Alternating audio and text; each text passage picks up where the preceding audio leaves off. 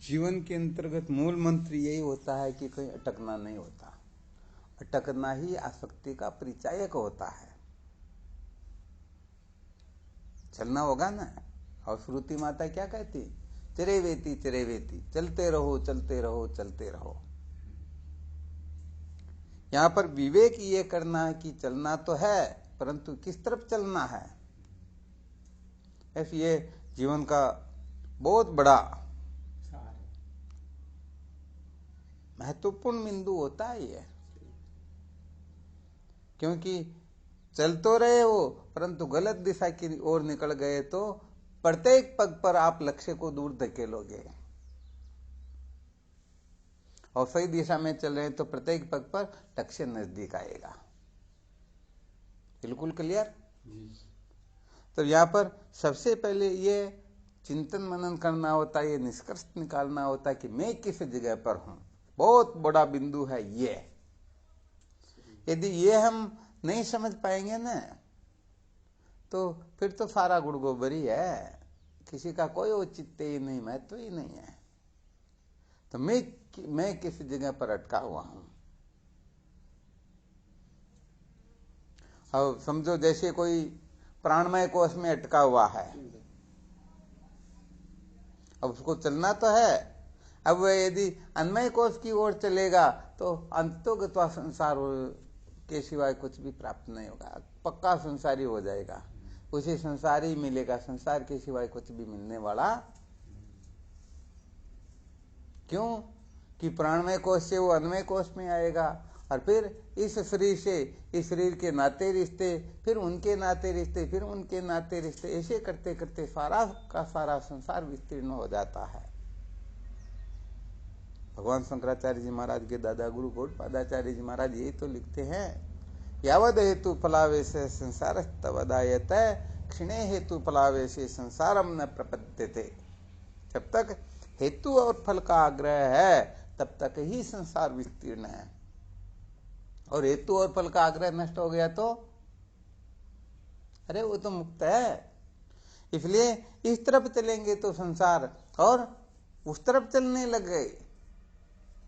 प्राणमय कोश को छोड़ करके अन्मय कोश की ओर जाना, संसार की ओर जाना है, और प्राणमय कोश को छोड़ करके विज्ञानमय कोश की ओर प्रस्थान कर गए। तो अब तो उधर उस रोड पर निकले तो उस रोड के पत्थर ही तो आएंगे ना। उस रोड पर जो जो होगा वही तो आएगा। तो उधर चलेंगे तो मनोमय कोश आएगा, विज्ञानमय कोश आएगा, आनंदमय कोश आएगा, और धीरे धीरे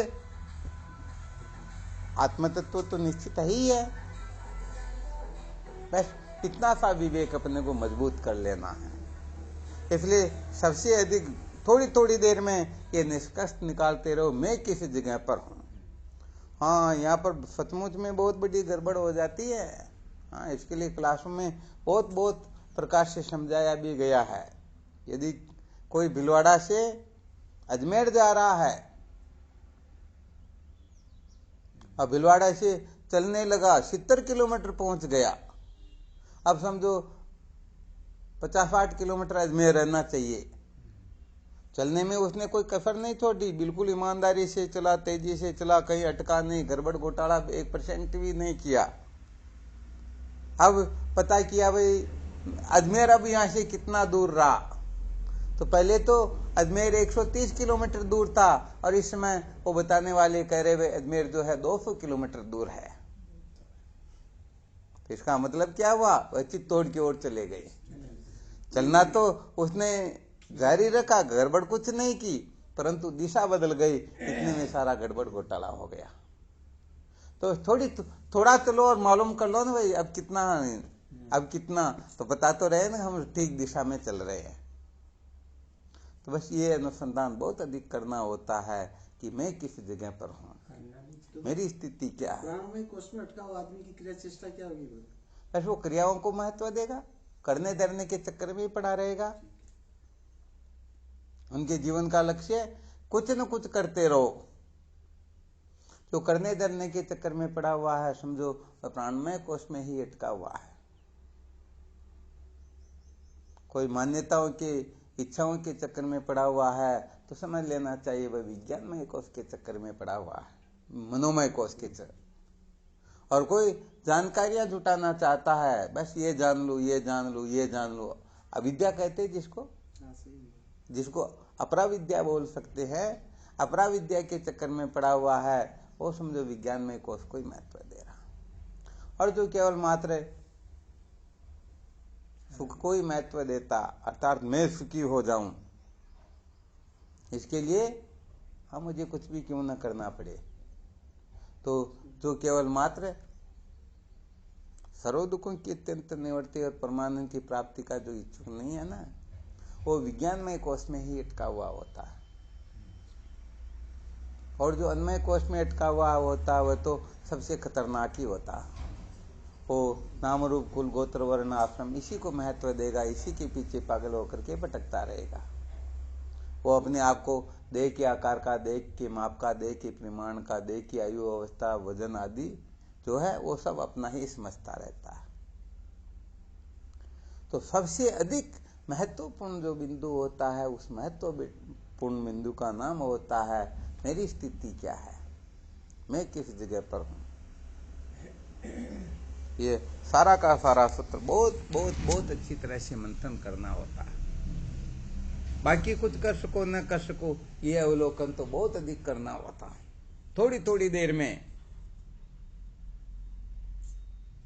मोटर तो चल रही, टंकी भरी नहीं तो गड़बड़ तो है ना कहीं पर।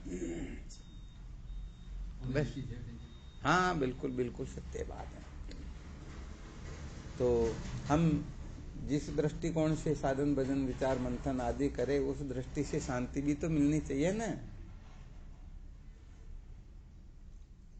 पैसे दे रहे दुकान वाले को, तो उसके एवज में वस्तु भी तो मिलनी चाहिए ना। वो तो मिल जाती है दादा आपको, तो ये दृष्टांत है। अपने को सिद्धांत समझना है कि हम जो साधना करें उसके एवज में अपने को जो शांति मिलनी चाहिए, जो हमारा प्रस्थान होना चाहिए, हमारा जो पहले जो अटकाव था उस अटकाव से हम ऊपर उठे या नहीं उठे, ये सारा का सारा चिंतन मनन करने योग्य ही तो होता। बात को समझ लिया तो शांति शांति, नहीं समझा तो क्रांति क्रांति, यही जीवन का सार होता। समझ लिया तो शांति, नहीं समझ लिया तो क्रांति क्रांति, बिल्कुल सर।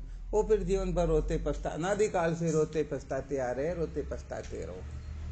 इसीलिए कहीं पर भी अटके हुए हैं, चाहे अन्नमय कोश में हो, चाहे आनंदमय कोश के अंतर्गत हो, और तो क्या कहे, यदि कोई दृष्टा साक्षी में भी अटक गया तो भी अभी अविद्या के बंधन से मुक्त नहीं है। अभी तक द्वैत का आग्रह निकला ही नहीं, और द्वैत का आग्रह जब तक बना रहता है तब तक हाँ, चाहे गड्ढे में गिरो चाहे कुएं में गिरो, बंधन दोनों का बराबर ही होता है। अरे भिलवाड़ा से निकले और नशीराबाद जाकर के उसी को अजमेर समझ लिया, बिल्कुल अजमेर के नजदीक पहुंच करके उसको ही अजमेर समझ लिया, वहीं डेरे डाल करके बैठ गया, तो काम थोड़े होगा क्या। बस बात यही होती है। तो ये जीवन का सार होता है। इनके बारे में बहुत अधिक मंथन करना चाहिए।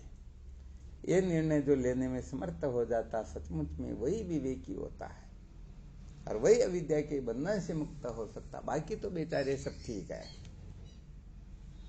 ऐसे जीव जन्म मृत्यु की श्रृंखला में भटकता रहता, दुखी होता रहता, दुख से माँ दुख, कष्ट से माँ कष्ट की ओर। हाँ, यही बात होती है। इसलिए अच्छी तरह से अवलोकन करके फिर अपने जीवन के लक्ष्य को ठीक प्रकार से निर्धारित करे, और लक्ष्य को प्राप्त करने के लिए कसर छोड़े ही नहीं, क्योंकि ये मानव जीवन फिर कभी मिलने वाला है ही नहीं। हाँ, कभी भी मिलने वाला नहीं है। इसलिए देवनहारा दे दीनी, दीनी मानुष दे, आगे तेरा